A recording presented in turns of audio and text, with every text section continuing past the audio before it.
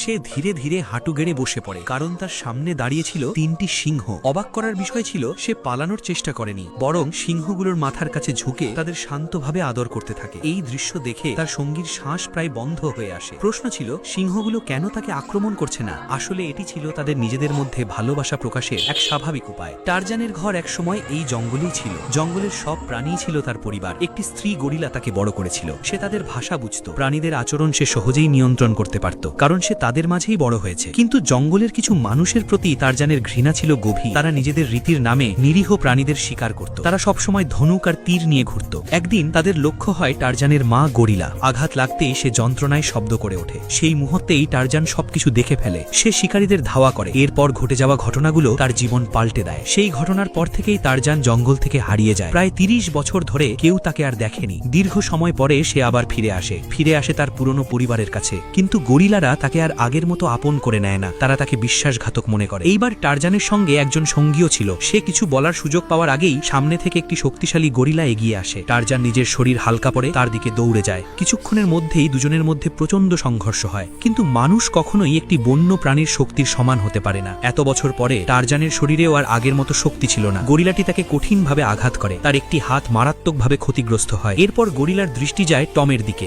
পরিস্থিতি ভয়ঙ্কর হয়ে ওঠে। টমের ওপর আক্রমণ নামতে যাচ্ছিল। ঠিক তখনই টারজান তাকে শান্তভাবে নির্দেশ দেয়, হাঁটু গেড়ে বসো এবং মাথা নিচু করো, ও তোমাকে কিছু করবে না। টম সঙ্গে সঙ্গে মাটিতে বসে পড়ে, মাথা নিচু করে থাকে। কিছুক্ষণ তাকিয়ে থেকে গরিলাটি ধীরে ধীরে পেছনে সরে যায়। সে টমকে স্পর্শও করে না, কারণ জঙ্গলের এই পরিবারের একটি নিয়ম আছে, যখন কেউ হার মেনে নেয় তখন তাকে আর আঘাত করা হয় না।